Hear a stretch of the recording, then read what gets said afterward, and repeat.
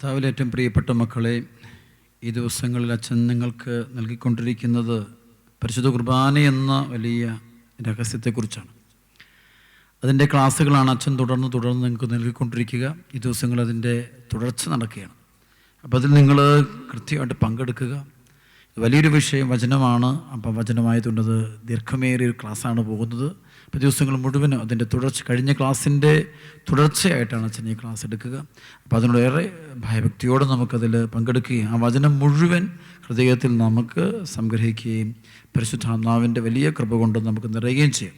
ഞാൻ പലപ്പോഴും കണ്ടുകൊണ്ട് പരിശുദ്ധ കുർബാനയുടെ ആരാധന ഇവിടെ ആദ്യ ശനിയാഴ്ച ദിവസം നടത്താറുണ്ട്. എന്നൊക്കറിയാം. പരിശുദ്ധ കുർബാന എഴുന്നേൽച്ച് വെച്ചുകൊണ്ട് ആരാധന നടത്തിക്കൊണ്ടിരിക്കുമ്പോൾ സാത്താൻ്റെ അരൂപികൾ ആളുകൾ നിറഞ്ഞുകൂടുന്നത് കാണാം.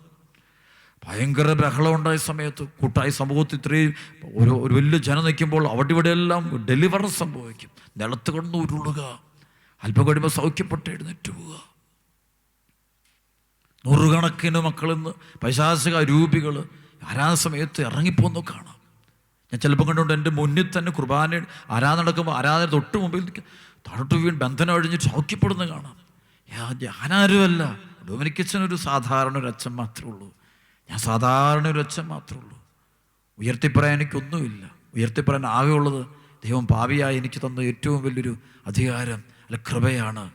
ഈ കുർബാന അർപ്പിക്കാൻ, ബലിയർപ്പിക്കാൻ പൗരോഹിത്യത്തിൻ്റെ വിളി, അതിനേക്കാളും വലിയൊരു വിളി ഈ ഭൂമിയിലുണ്ടെന്നൊരിക്കലും ഞാൻ കരുതുന്നുമില്ല. അത്ര ശ്രേഷ്ഠമേറിയൊരു വിളി ദൈവം എനിക്ക് തന്നു. ആ വിളിയിൽ ഞാൻ ആനന്ദിക്കുന്നു, ആഹ്ലാദിക്കുന്നു, ദൈവത്തിന് കോടിക്കണക്കിന് നന്ദി പറയുന്നു. അതുകൊണ്ട് പ്രിയപ്പെട്ട മക്കളെ, അതുപോലെ കാണാറുണ്ട് പരിശുദ്ധ കുർബാന അർപ്പിച്ചുകൊണ്ടിരിക്കും. ബലി ഇറങ്ങുന്ന സമയത്ത് ചില സമയങ്ങളിൽ ആളുകളുടെ അനോയിന്റിങ് ഉണ്ടാവും, സൗഖ്യങ്ങളുണ്ടാവും, വിടുതലുണ്ടാവും.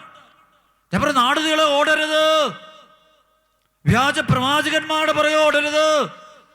വചനം പലരും വ്യാഖ്യാനിക്കും, പല രീതിയിൽ വ്യാഖ്യാനിക്കുക.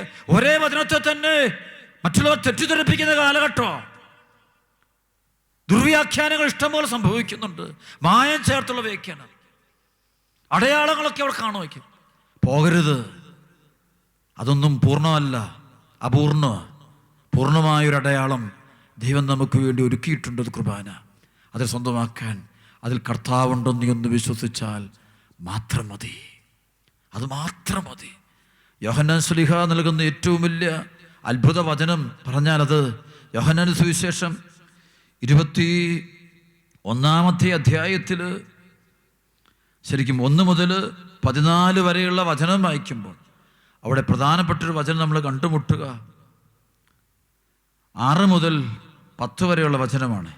അവിടെ ഇങ്ങനെയാണ് വചനം. ഇങ്ങനെ അത്ഭുതകരമായ മത്സ്യബന്ധനം, മത്സ്യങ്ങളെ പിടിച്ചു കഴിഞ്ഞപ്പോൾ തിബേരിയസ് കളത്തീർത്ത് വെച്ച് ഉത്ഥിതനായ ഈശോ പ്രത്യക്ഷപ്പെട്ട സംഭവമാണ്.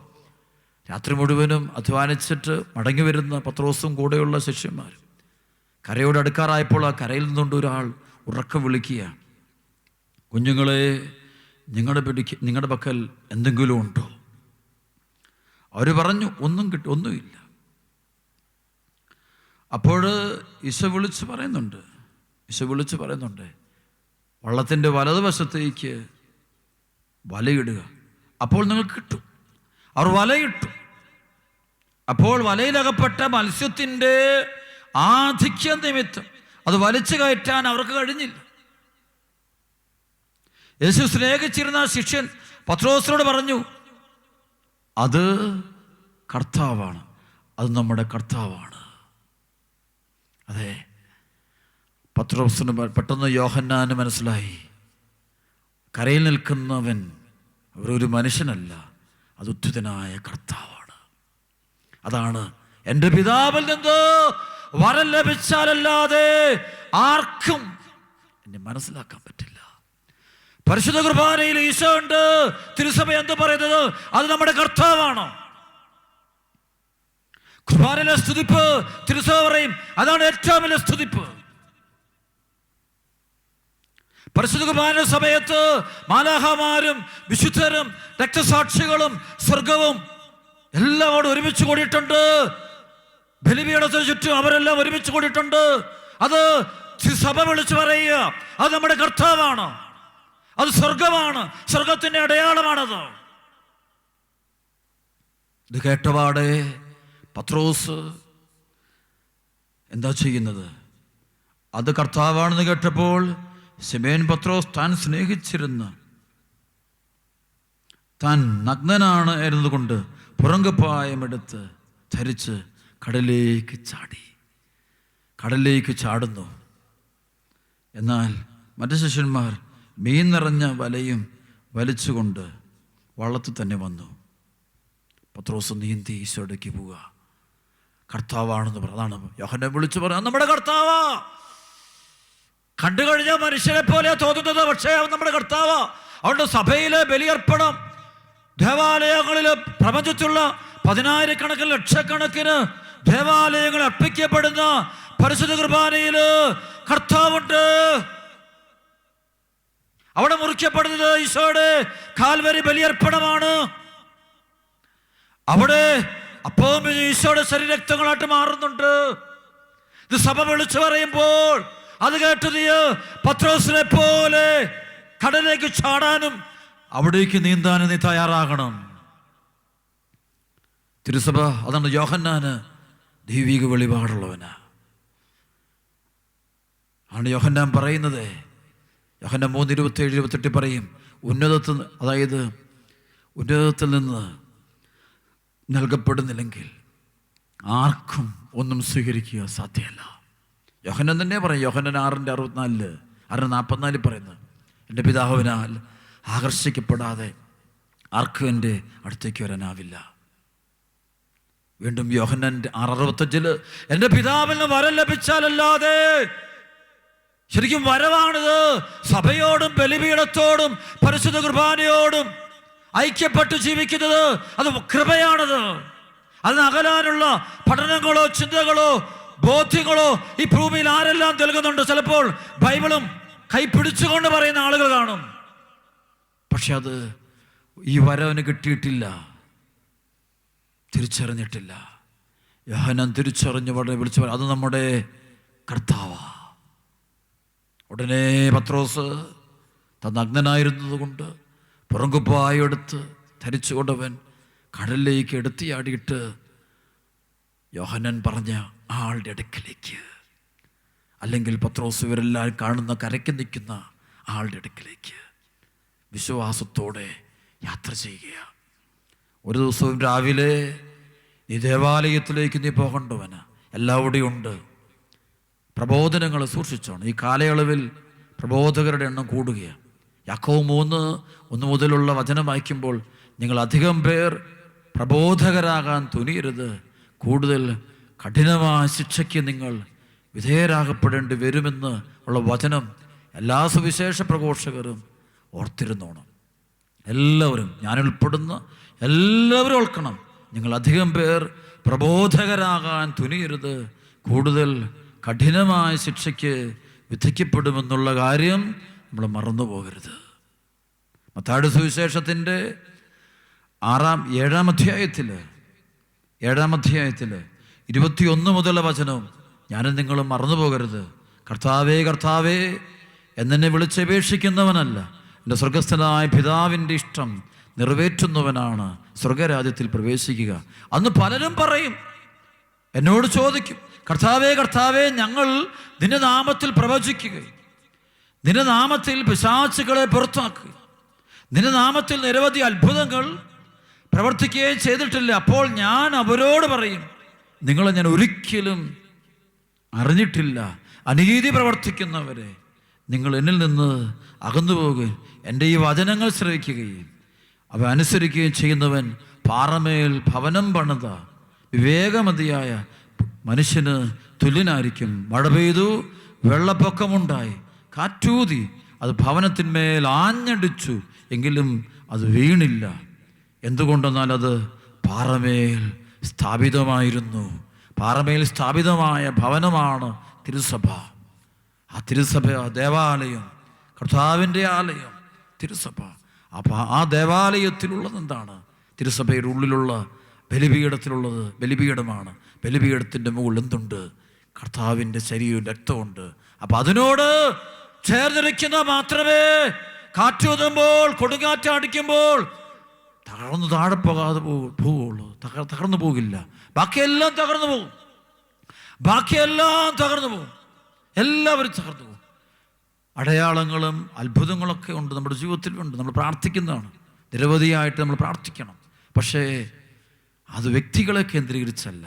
നമ്മുടെ ജീവിതം കേന്ദ്രീകരിക്കേണ്ടത് എപ്പോഴും നമ്മൾ ബലിപീഠത്തെയും പരിശുദ്ധ കുർബാനയെയും കൂദാശകളെയും മാത്രമായിരിക്കണം.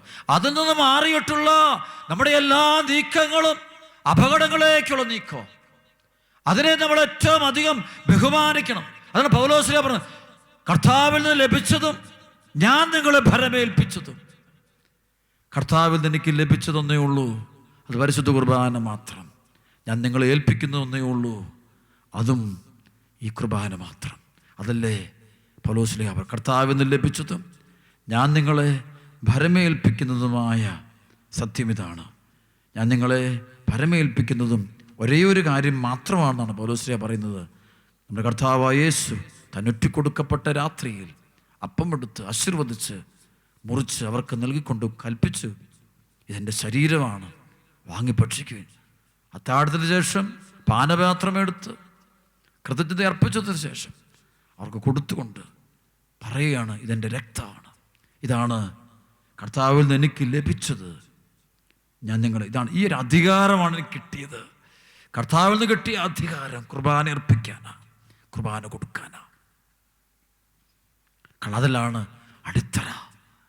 അത് പ്രത്യേകിച്ച് ഈ നാളുകളിൽ സഭാമക്കൾ ലോകം മുഴുവനും പല വിധത്തിലുള്ള പ്രശ്നങ്ങൾ നടുവില്ല. കടബാധ്യത കാണും, ജീവിത പ്രശ്നങ്ങൾ, രോഗങ്ങൾ, സാമ്പത്തിക തകർച്ച, മാനസിക പീഡ, ദുരിതങ്ങൾ, ബന്ധനങ്ങൾ, മാരകപാപങ്ങൾ, ഒരുപാട് വിഷമങ്ങൾ അനുഭവിക്കുന്ന സമയം.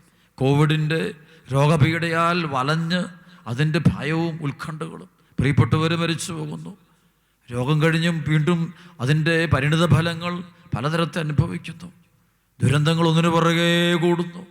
ഈ സമയത്ത് എവിടെ പിടിച്ചാലും തകർന്നു പോകുന്ന കാലഘട്ടം. ആരെ മുറുകെ പിടിച്ചാലും ആ കൈകളെല്ലാം അല്പം കഴിയുമ്പോൾ ചതിക്കുന്ന കരങ്ങളായിരുന്നെന്നോ വഞ്ചിച്ച കരങ്ങളാണെന്നോ തിരിച്ചറിയ സമയം. സൗഹൃദങ്ങളെല്ലാം കൊള്ളാം, പക്ഷേ സഹനങ്ങൾ വന്നപ്പോൾ ഈ സൗഹൃദങ്ങളെല്ലാം മാറി നിൽക്കുന്നതിനിപ്പോൾ, അല്ലെങ്കിൽ എവിടെ ചവിട്ടിയാലും താന്നു പോകുന്ന അവസ്ഥ. ആരെ ആശ്രയിച്ചാലും, പണത്തെ ആശ്രയിച്ചാലും, വ്യക്തിയെ ആശ്രയിച്ചാലും, മാതാപിതാക്കളെ ആശ്രയിച്ചാലും അവിടെ നിന്നെല്ലാം തിക്താനുഭവങ്ങളും മുറിവുകളും ഉണ്ടാകുന്ന അനുഭവം.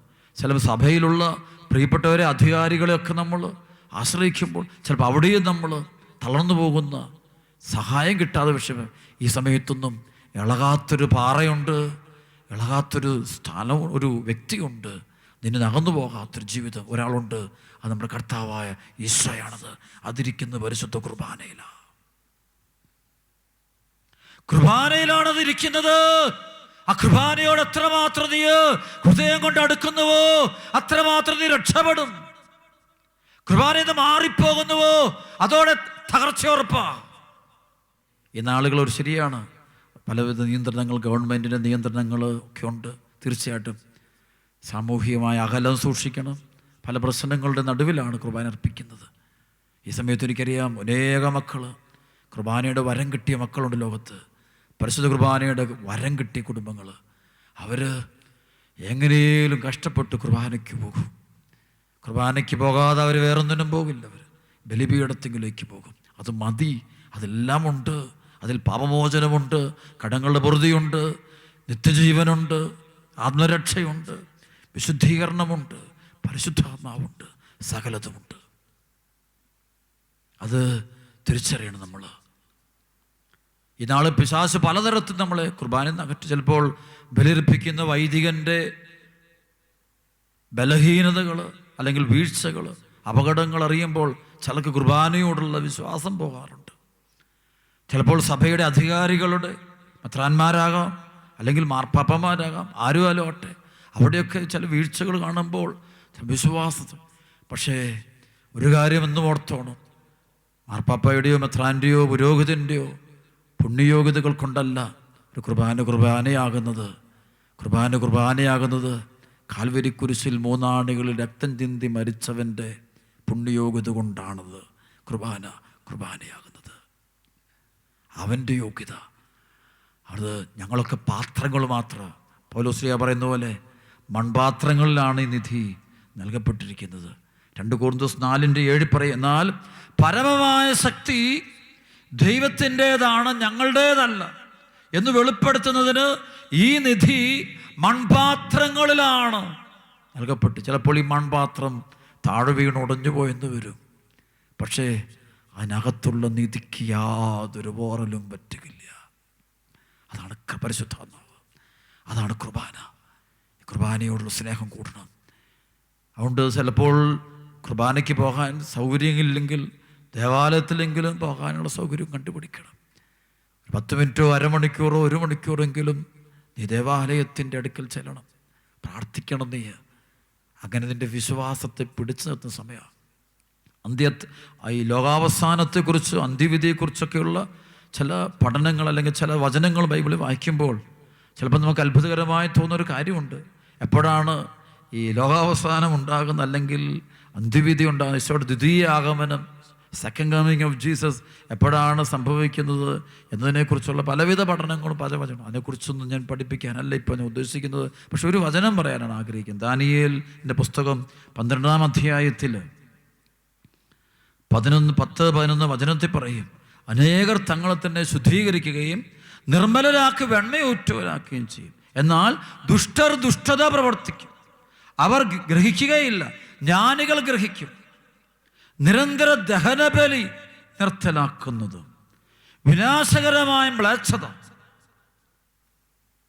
പ്രതിഷ്ഠിക്കപ്പെടുന്നതുമായ സമയം മുതൽ 1290 ദിവസമുണ്ടാകും നിരന്തരമായ ദഹനബലി നിർത്തലാക്കുക.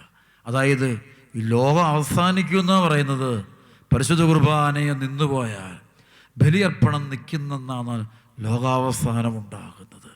ഇതുപോലെ തന്നെ ഓരോ വ്യക്തിയും പരിശുദ്ധ കുർബാന അർപ്പണത്തിൽ നിന്ന് അവൻ മാറിയാൽ അത് അവൻ്റെ അവസാനമാണെന്നാണ് പറയുന്നത്, അവൻ്റെ ആത്മനാശമാണെന്നാണ് പറയുന്നത്. ബലിപീഠത്തോടും പരിശുദ്ധ കുർബാനയോടുമുള്ള ബന്ധം ആര് വിച്ഛേദിക്കുന്നുവോ അത് അന്നാണ് അവൻ്റെ അവസാനം. അവൻ്റെ ആത്മരക്ഷയെ അത് ബാധിക്കുമെന്നാണ് പറയുന്നത്, നിത്യജീവനെ ബാധിക്കുമെന്നാണ് പറയുന്നത്. ഒരു പുരോഹിതൻ ബലിയർപ്പണം നടത്തുമ്പോൾ വേണ്ടത്ര ജീവിത വിശുദ്ധിയും കൃപയുമില്ലാതെയാണ് ആ ബലിയർപ്പണം നടത്തുന്നത് എങ്കിൽ അതിനോടുള്ള വിശ്വാസവും അതിനോടുള്ള ആന്തരികമായ ഭക്തിയും ഭയവും സൂക്ഷിക്കാതെയാണ് കർത്താവിൻ്റെ അഭിഷിക്തൻ ബലിയർപ്പിക്കുന്നത് എങ്കിൽ അത് ആ പുരോഹിതൻ്റെ അവസാനമാണെന്ന് പറയുന്നത്. എന്ന് വെച്ച് കഴിഞ്ഞാൽ ആ പുരോഹിതൻ്റെ പൗരോഹിത്യത്തിൻ്റെ ഒരാനന്ദം അവസാനിക്കുന്നു, അതിനുള്ളിൽ വളരാനുള്ള അനുഗ്രഹം നഷ്ടപ്പെട്ടു പോകുന്നു. വിശ്വാസത്തിൻ്റെ തകർച്ചയെന്ന് ആരംഭിക്കുകയാണ്, അധപ്പതനം ആരംഭിക്കുമെന്നാണ് പറയുന്നത്. അദ്ദേഹത്തെ ചുറ്റിപ്പറ്റി നിൽക്കുന്നവരുടെയും അധപ്പതനം ആരംഭിക്കുക. കാരണം ബലിപീഠവും ബലിവസ്തുവും കർത്താവിൻ്റെ തിരുശരീരവും രക്തത്തോടും നാം കാണിക്കേണ്ടത് അങ്ങേയറ്റം ബഹുമാനവും ആദരവുമാണ് എന്ന് ദൈവവചനം നമ്മെ വ്യക്തമായിട്ട് ബോധ്യപ്പെടുത്തുന്നുണ്ട്. അടുത്ത ദിവസം ഇതിൻ്റെ ക്ലാസ്സിൻ്റെ അടുത്ത ഭാഗം അച്ഛൻ തരും. അത് നിങ്ങളേറെ പ്രാർത്ഥനാപൂർവ്വം കേട്ടോണം. കുർബാനയുടെ ജീവിതം നയിക്കാനുണ്ട്. ഓരോ വചനങ്ങളും ഓരോ ദിവസവും അച്ഛൻ നൽകുകയാണ്. അതെന്തിന് തുടർച്ചയായിട്ടാണ് അടുത്ത ക്ലാസ്സുകൾ വരുന്നത് എന്നുള്ള കാര്യം പ്രത്യേകം ഓർമ്മിക്കണം. ദൈവം നിങ്ങളെ അനുഗ്രഹിക്കട്ടെ.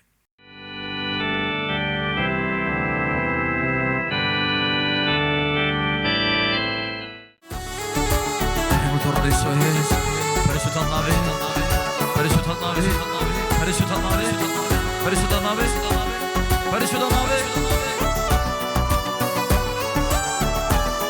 പരിശുദ്ധനാമേ തിരുരക്തത്താൽ അഭിഷേകം ചെയ്യണേ, നീ പരിശുദ്ധി നൽകണേ. തിരുരക്തത്താൽ അഭിഷേകം ചെയ്യണേ,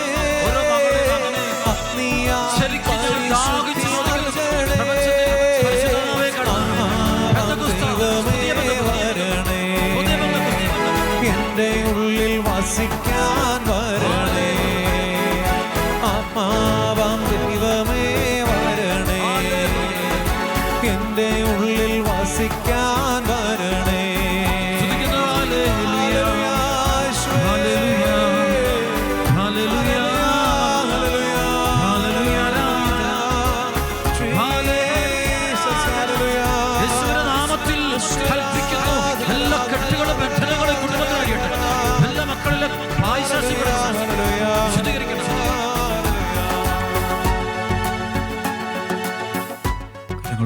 ഈശോയ്ക്ക് നന്ദി പറയാം. ഈ സമയത്ത് ഈശോ നമ്മെ ആസ്വദിക്കാൻ പോവാണ്. നമുക്ക് മുട്ടുമേ നിന്നുകൊണ്ട് ഭയഭക്തിയോട് കർത്താവിൻ്റെ ആശ്വാസീകരിക്കാം. ദൈവകരം വെളിപ്പെടുന്ന സമയമാണത്, കൃപയുടെ നിമിഷമാണിത്. എല്ലാവരും കരങ്ങൾ ഉയർത്തി തീഷ്ണതയിൽ മുഴുകി വിശ്വാസം ഈശോ നിങ്ങൾ ആസ്വദിക്കുന്നു. ഈ ആശീർവാദത്തിൻ്റെ അർത്ഥം ഏതാണെന്ന് നമുക്കറിയാം. ബഥാനിമലയുടെ മുകളിൽ ഈശോ ചെന്നു. ഈശോ ശിഷ്യന്മാരെല്ലാം അനുഗ്രഹിച്ചു. അതിനുശേഷം അവൻ സ്വർഗത്തിലേക്ക് ഉയർന്നു. ഒരു വേഗം വന്ന് അവനെ മറച്ചു. ആ സമയത്ത് അവൻ്റെ കരങ്ങൾ ശിഷ്യന്മാരുടെ മേൽ നീട്ടിയിരുന്നു. കർത്താവ് ആസ്വദിക്കുന്ന സമയമാണ്. കർത്താവ് ആസ്വദിക്കുന്ന ഈശോ നിന്നെ അനുഗ്രഹിക്കുന്നു. പരിശുദ്ധ കുർബാനയിൽ എഴുന്നള്ളിരിക്കുന്ന ഈശോ നിന്നെ അനുഗ്രഹിക്കുന്നു.